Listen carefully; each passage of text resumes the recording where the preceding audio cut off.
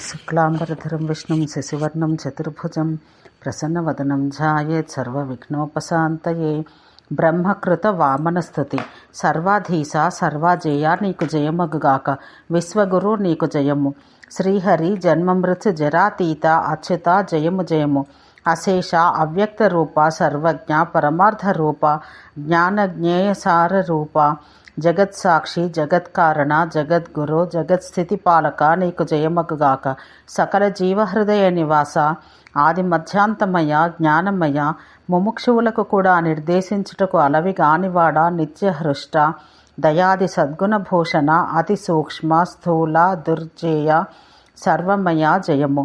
ఇంద్రియ రూప ఇంద్రియరహిత స్వమాయ యోగస్థిత శేషసాయే నీకు జయము జయము. నిజ దంష్ట్రాగ్రభాగాన వసుంధరను నిలిపిన ప్రభు నృకేసరి దేవశత్రు వక్షస్థల విదారణా ప్రస్తుతం కపటవామన రూపం దాల్చిన విశ్వాత్మక కేశవా నీకు జయము. స్వీయ మాయా పరిచ్ఛిన్న జగద్ధారక జనార్దన అనేక స్వరూపాలలో వెలిగే ఏకైక తత్వమా బహువిధ ప్రకృతి వికృతుల పెంపొందించువాడా నీకు జయము. నీవు వర్ధిల్లము. జగదీశుడవగు నీవు ధర్మానికి మూలాధారుడవు. అలాంటి నిన్ను నేను కాని ఈశుడు కాని ఇంద్రాది దేవతలు కాని సనకాది మునులు యోగులు కాని తెలియజాలరు. నీవు స్వీయ మాయా అనే తెరమరుగున ఉంటావు. అలాంటి మాయాపతిని నిన్నెరగగల వారెవ్వరూ? నీ అనుగ్రహం కలిగిన వాడే నిన్నెరగగలడు. నిన్ను ఆరాధించి నీ కృపకు పాత్రుడగువాడే నిన్ను గుర్తించును. ఓ ఈశాన ఈశ్వరేశ్వర భూతభావన వర్ధిల్లము. ఓ విశాల నేత్ర విశ్వాత్మ విశ్వకళ్యాణార్థం నీవు వర్ధిల్లము. ఓ విశాల నేత్ర విశ్వకళ్యాణార్థం నీవు వర్ధిల్లము. నీకు జయమగ్గుగాక అని ఈ విధంగా స్తోత్రం చేశాడు. లోమహర్షణుడు తరువాత మునులతో బ్రహ్మస్తోత్రం విని వామనాకృతి దాల్చిన ఆ హృషీకేశుడు చిరునవ్వున్న విభావగంభీరముగా విరించి, నీవు ఇంద్రాదులో కశ్యపుడు పూర్వం నన్ను స్తుతించగా ఇంద్రునికి ముల్లోకాలు ఇస్తాను ప్రతిజ్ఞ చేసి ఉన్నాను. తర్వాత అదితి స్తోత్రం విని ఆమెకు శక్రునికు త్రిలోకాధిపత్యం ఇస్తానని మాట ఇచ్చి ఉన్నాను. ఇంద్రుని జగత్తుకు అధిపతిని చేసి ఆ మాట నిలబెట్టుకుంటాను. సహస్రాక్షుడు రాజగుట తథ్యమని వారికి చెప్పాను. అంతట పొట్టి వడుగునకు బ్రహ్మ కృష్ణాజినం బృహస్పతి యజ్ఞోపవీతం బ్రహ్మతనయుడు మరీచి ఆషాఢ దండాన్ని వశిష్ఠుడు కమండలం అంగిరసులు పట్టు పుట్టము పులహుడు ఆసనం పులస్సుడు పీతాంబరం ఇచ్చారు. ప్రణవ ఓంకారం స్వరాల చేత ముస్తాబై సకల వేదాలు శాస్త్రాలు సాంఖ్యయోగ విద్యలు ఆ ప్రభువును ఆశ్రయించాయి. జడలు దండకమండలం ఛత్రాలు ధరించి సర్వదేవమయుడైన ఆ వామనుడు బలి యజ్ఞవాటికలో ప్రవేశించెను. ఆ పుట్టివాడు తన చిట్టి అడుగు పెట్టిన చోటల్లా భూమి పీడితురాలై వివరం ఇచ్చింది. అలా మెల్లగా అడుగు పెడుతూ ఆ వామనుడు నడవగా సముద్ర పర్వత ద్వీపాదులతో కూడిన భూమి అంతా కంపించింది. బృహస్పతి మెల్లమెల్లగా శివంకరమైన చక్కని మార్గం చూపిస్తుండగా ఆ కుహనావటువు ఆటలలో వలె సరదాగా అతిమంద గమనంతో పయనించాడు. అంతటా పాతాళాన్నించి మహానాగం శేషుడు బయలుదేరి వచ్చి దేవదేవుడైన ఆ చక్రి తోడైనాడు. ఆ ఉత్తమమైన శేషబిలం ఈనాటికి ప్రసిద్ధి వహించి ఉంది. దాన్ని చూచిన వార్లకు సర్పభయం ఉండదు. పుణ్యాత్ములైన మహర్షులతో లోమహర్షణుడు సమస్త పర్వత పవనాలతో కూడిన భూమి అలా కంపించుట చూసి తన గురువు శుక్రాచార్యులకు ప్రణమిల్లి బలి ఇట్లడిగాను. ఆచార్యదేవ, సముద్ర పర్వతాదులతో సహా ఈ భూమి కదలాడుతున్నది. అసురులిచ్చు హవిస్సులను అగ్నులు నిరాకరిస్తున్నవి. ఈ విపరీతానికి కారణమేమి? బలి అడిగిన ప్రశ్నకు మహామేధావియగు శుక్రాచార్యుడు చాలాసేపు ఆలోచించి ఆ దైత్యపతితో ఇలా అన్నాడు. దానవ శ్రేష్ఠ, జగత్కారుడగు శ్రీహరి కశ్యపుని ఇంటిలో అవతరించాడు. వామన రూపుడగు ఆ సనాతన పరమాత్మని యజ్ఞవాటికకు రానున్నాడు. ఆయన అడుగుల బరువుకు భూమి కంపిస్తున్నది. కొండలు సముద్రాలు అల్లకల్లోలమవుతున్నాయి. ఆ భూతేశ్వరుని భారం భూమి మోయజాలకున్నది. దేవాసుర గంధర్వ యక్ష పన్నగ మానవాదులతో కూడిన పంచభూతాత్మకమైన విశ్వాన్నంతా ఆయన ధరించి ఉన్నాడు. అట్టి సర్వాధారుడగు కృష్ణుని అనిర్వచనీయమైన మాయ వల్ల ధారక సంబంధం ఏర్పడి జగత్తు పీడించబడుతోంది. ఆయన సన్నిధాన ప్రభావాన సురద్వేషులైన రాక్షసులు యజ్ఞార్హతను కోల్పోయారు. అందుకే అగ్నుల వారులు అర్పించు హవిస్సులను గ్రహించటలేదు అని తన గురువు చెప్పిన మాటలు విన్నంతనే బలిచక్రవర్తి సంతోషంతో పొంగిపోయాడు. ఆచార్యదేవ, ఆహా ఏమి నా అదృష్టం! ఎంత ధన్యుడను నేను! సాక్షాత్తు యజ్ఞేశ్వరుడైన ఆ పరమాత్ముడైన ఆ యజ్ఞవాటికకు రానున్నాడు. నాకన్నా అధికుడెవ్వడు. ఏ పరమాత్మని యోగిజనులెంతో శ్రమించి చూడాలని ఉబలాట పడతారో అట్టి దేవదేవుడు తనంతట తానే నా యజ్ఞానికి వస్తున్నాడు. ఆహా, ఏమి నా భాగ్యం గురుదేవా! సంతోష సమయాన నేను ఏం చేయాలో దయతో ఆదేశించండి అని అడగగా బలిచక్రవర్తికి శుక్రుని హెచ్చరిక. శుక్రుడు ఇలా హితవు చెప్పాడు. దైత్యరాజా, వేదాలను అనుసరించి సత్వగుణ సంపన్నులైన దేవతలకే యజ్ఞభాగ భోజ్యార్హత ఏర్పడింది. కానీ నీవు నీ శక్తి సామర్థ్యం వల్ల దాని రాక్షసులకు కూడా సంపాదించి పెట్టావు. సత్యస్వరూపైన ప్రభువు సృష్టిపాలనం చేస్తూనే మరొక వంక తను సృష్టించిన ప్రజలను తనే భక్షిస్తాడు. స్థితిపాలకులగుడు ఈ విష్ణువు నిన్ను తప్పక బందీగా చేస్తాడు. ఈ సత్యాన్ని తెలుసుకొని నీకెలా తోచునో అలా చేయము. ఎట్టి పరిస్థితిలో కూడా ఆయనకు ఏ చిన్న వస్తువు కూడా ఇస్తానని మాట ఇవ్వకు. అయితే ఆయనతో తియ్యగా ప్రయోజనశూన్యంగా మాటలు చెప్పి పంపివేయము. కృతకృత్యుడకు కృష్ణుడు దేవకార్యం చక్కబెట్టుటకు నిన్ను యాచించినతో చాలినంత ధనం ఇస్తానని మాత్రం చెప్పు. బలి నిశ్చయం. గురువు చెప్పిన హితవచనాలకు బలి ఇట్లు బదులు పలికెను. భగవన్ దేహి అని యాచించిన వానికి లేదని ఎలా చెప్పగలను? అట్టిచో సంసార పాపాలు పోగొట్టే దేవదేవుడే అడిగితే వేరే చెప్పాలా? ఎన్నో వ్రతాలు ఉపవాసాలు చేస్తే కానీ లభించని ప్రభువు గోవిందుడే వచ్చి యాచించడాన్ని మించిన భాగ్యం ఏముంటుంది? శమధమాది సద్గుణ సంపన్నులే యజ్ఞేశ్వరుని కొరకై యజ్ఞ కార్యాలన్నీ చేస్తూ ఉంటారో ఆ భగవంతుడు మనల్ని యాచించుట చూడగా మనమెంతటి సుకృతాలు తపము సదాచరణం చేసిన వారమో తెలియగలదు. అలాంటి విశ్వేశ్వరునికి లేదని చెప్పడం కన్నా ప్రాణత్యాగం చేయడం మేలు. అట్టి అభ్యాగతుడకు సాక్షాత్ విష్ణుదేవుని తిరస్కరించను. ఇంతవరకు ఇతర యాచకులకు ఎవ్వరికీ నేను ఇవ్వనని చెప్పలేదు. అలాంటప్పుడు నేడు అచ్యుతునే ఎట్ల పొమ్మందును? తనకు బాధ కలిగించని దానం ఎంతో ముఖ్యమని పెద్దల వచనం. ఇక నా విషయమా చూడండి.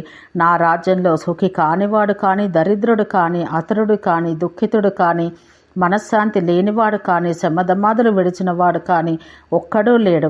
అందరూ సంతుష్టులు, సుఖులు, తృప్తులు, నీతిపరులు. అందరికన్నా నేను ఎల్లప్పుడూ సుఖంగా ఉంటున్నాను. ఈ వైశిష్ట్యం దాన బీజం యొక్క ప్రభావమే కదా. ఇలాగనే తమరే చెప్పి ఉన్నారు కదా మునిశ్రేష్ఠ. నా దానం స్వీకరించినందున దేవతలకు అభ్యుదయం కలుగజేసే పక్షంలో ఆ యజ్ఞారాధితుడకు శ్రీహరి నన్ను తప్పక అనుగ్రహిస్తాడు. ముల్లోకాలకు శ్రేష్టమగు బీజం మూలకారుండై సర్వోత్తమ పాత్రత కలిగిన ఆ గురు బీజం జనార్దనుని చేతిలో నా దాన బీజం పడటం కన్నా మేలు అభ్యుదయం ఏముంటుంది? నాకు లభించనిదంటూ ఏముండగలదు? సర్వదేవతలను తృప్తిపరచగల నా దానం అతి విలక్షణమైనది కాగలదు. తాను అనుభవించడం కన్నా దానమిచ్చట 100 రెట్లు శ్రేష్టమని పెద్దల మాట. యజ్ఞాల చేత ఆరాధించబడిన శ్రీహరి నన్ను అనుగ్రహించుటకే, తన దుర్లభమైన దర్శన భాగ్యం కలిగించుటకే నా ఇంటికి వస్తున్నాడు. గురుదేవ, ఇందులో అనుమాత్రం సందేహం లేదు. అలా కాక ఒకవేళ దేవత యజ్ఞభాగాలు ఆపినందుకు నా మీద కోపంతో నన్ను వధించుటకే వచ్చిన అది నాకు ఇంకా మంగళప్రదమవుతుంది. ఆయన చేతిలో మరణం సామాన్యంగా దొరకదు. గురుత్తమ, ఇవన్నీ సాకల్యంగా ఆలోచించి గుర్తించిన మీదట జగన్నాథుడగు గోవిందుడు యాచించినచో కాదనుట, లేదనుట, ఇయ్యరాదనుట ఎంతమాత్రమూ భావ్యం కాదు అని శుక్రునికి విన్నవించుకున్నాడు. వామనుని రాక. మునులతో లోమహర్షుడు ఇట్లనెను. మునులారా, బలి ఇలా అంటుండగానే సర్వదేవమయుడు అచింత్యుడు అగు జనార్దనుడు కపట వామన రూపంలో అచటకు వచ్చి చేరాడు. అలా వచ్చిన ఆ తేజోమయిని చూస్తూనే యజ్ఞశాలలో ఉన్న దైత్యులంతా సంక్షోభంతో తమ తేజస్సు కోల్పోయారు. కాగా జపదీక్షలో ఉన్న మునులు వశిష్ఠ, విశ్వామిత్ర, గర్గాది మహర్షులు, బలిచక్రవర్తి వీరంతా తమ జన్మలు సార్థకమైనట్లు ఆనందించారు. సంభ్రమాశ్చర్యాల్లో మునిగిన వారెవ్వరూ మాట్లాడలేకపోయారు. అందరూ ఆ దేవదేవుని పూజించి నిలబడ్డారు. వినయావనతులైన ఆ దైత్యేశ్వరిని, ఋషిమున్యాదులను చూసి ప్రీతుడైన విష్ణుదేవుడు ఆ యజ్ఞాన్ని, అగ్నులను, యజమానిని, అర్చితులను, యజ్ఞ కర్మాధికారులను, సభ్యులను, ఉత్తమమైన యజ్ఞ సంభారాలను బహువిధాల ప్రశంసించాడు. సర్వోత్తమాధికారి అయిన ఆ వామనదేవుని చూసి సదస్యులందరూ సాధువాక్యాలు పలికారు. అంతటా ఆనందంతో దేహమంతా పులకించగా ఆ బలి రాజేంద్రుడు అర్ఘ్యపాద్యాదులతో ఆ గోవిందుని అర్చించి ఇలా అన్నాడు. వటోత్తమ, నాకు కలిగిన సంపదలో నీకేది ఇష్టమో దాన్ని కోరుకొనుము, తప్పక ఇచ్చెదను. బంగారం, రత్నరాశులు, గజాసు, సమూహాలు, సుందరాంగనలు, వస్త్రాభరణాదులు, ఆలమందలు, గ్రామాలు, నా రాజ్యమంతా నీ ముందున్నది. ఇందులో ఏమి కావాలో కోరుకొనుము. దైత్యేశ్వరుడు అత్యంత ప్రేమాతిశయంతో పలికిన మాటలు విని చిరునవ్వు పెదవుల మీద నాట్యం చేయగా గంభీరమైన స్వరంతో, నాకు మాత్రం పవిత్రాగ్నులుంచుకొనుటకు 3 అడుగుల నేలని ఒసగి తక్కినవన్నీ అవి కావలసిన అర్ధులకు ఒసగు అనెను. బలి అతడితో పడవీధారులలో శ్రేష్ఠుడా, 3 అడుగుల నీళ్లతో నీకేం లాభం? ఏ 100,000 అడుగుల భూమియో అడుగుము అన్నాడు. అందుకు బదులుగా వామనుడు, ఓ రాక్షసేశ్వర, ఈ మాత్రం దానం నాకు చాలు. ఇంకా ఎందరో యాచకులున్నారు, వారిలో కోరినవన్నీ ఇచ్చివేయము అని చెప్పాడు. అంతటా బలి వామనునికి అడిగినది ఇత్తునని మాట ఇచ్చాడు. వామనుని సర్వదేవమయ రూప ప్రదర్శనం.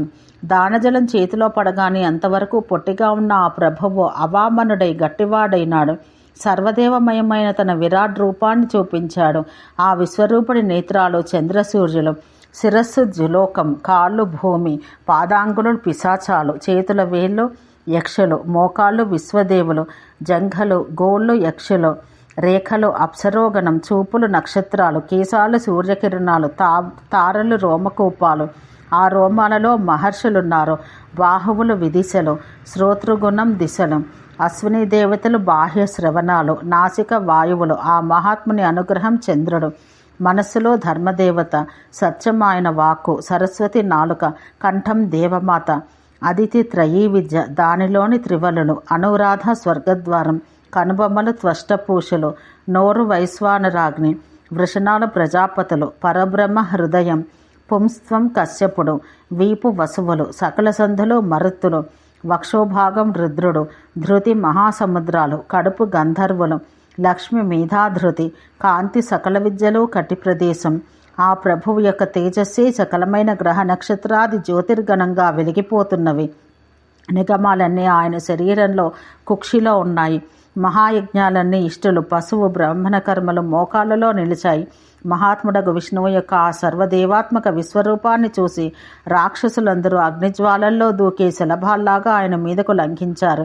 చిక్షురుడు ఆ ప్రభువు బొటనవేల్ని తన దంతాలతో పట్టుకోగా ఆ హరివాని కంఠాన్ని ఆ కొనగోటితో త్రుంచి వేశాడు. ఆ విధంగా రాక్షసులందరినీ తన అరచేతులతో అరకాళ్లతో అణగదొక్కి త్రివిక్రమ రూపంతో విజృంభించాడు. అడుగుతో భూమిని ఆక్రమించినప్పుడు సూర్యచంద్రులు ఆయన స్తనాల మధ్య నిలిచాడు. ఆకాశాన్ని ఆక్రమించగా వారిద్దరూ పిరుదుల వద్దకు దిగారు. ఇంకా పైభాగాన్ని ఆక్రమించగా ఆ సూర్యచంద్రుల మోకాళ్ళ కిందకు చేరారు. ఈ విధంగా దేవతల కార్యం సాధించుటకు ఆ విష్ణువు విరాట్ రూపాన్ని ధరించి రాక్షస సంహారం గావించి త్రిలోక రాజ్యాన్ని పురంధరునికి ఇచ్చాడు. పరమప్రదాత అయిన బలి రాజేంద్రునికి భూమికి కింద ఉన్న సుతలమనే పాతాళలోకాన్ని ప్రసాదించాడు. అంతటా ఆ దైత్యపతితో ఇలా అన్నాడు, ఓ బలిరాజా, నీవిచ్చిన దానజలాన్ని నేను నా చేతితో గ్రహించాను. ఈ కారణం వల్ల నీకు కల్పాయుర్దాయం ఉత్తమమైనది చేకూరినది. ఇప్పుడు జరుగుతున్న వైవస్వత మన్వంతరం గడిచిన తర్వాత రాబోవు సావర్రి మన్వంతరంలో నీవు ఇంద్రపదవి పొందగలవు. ఈ లోపల సంభవించు 71 చతుర్యుగ చక్రాల లోపల ఇంద్రుని నిద్రించే శత్రువులందరూ నా చేత దండింపబడతారు సుమా. ఎందుకంటే అతడు నన్ను పూర్వం ఎంతో భక్తితో ఆరాధించాడు కనుక నా ఆదేశానుసారం సుతుల లోకానికి వెళ్ళి అక్కడ సుఖంగా ఉండు. అక్కడ నీకు 100 కొలది ఉత్తుంగ సౌధాలు, కమలాకరాలు, ఉపవనాలు, చీనాంబరాలు, రత్నాభరణాదులు, శరక్చందనాది సకల సౌఖ్యాలు సమకూరుతాయి. నృత్య గీతాది వినోదాలు అనుభవిస్తూ శతాధిక సుందరీమణులతో విహరించగలవు. దేవబ్రాహ్మణులకు విరోధంగా ప్రవర్తించనంత కాలం నీవు అన్ని భోగాలు అనుభవించగలవు. అలా కాక దేవబ్రాహ్మణులతో వైరం పెట్టుకుంటే భయంకరమైన వర్ణపాశాలు నిన్ను బంధించగలవు. ఓం శాంతి శాంతి శాంతి.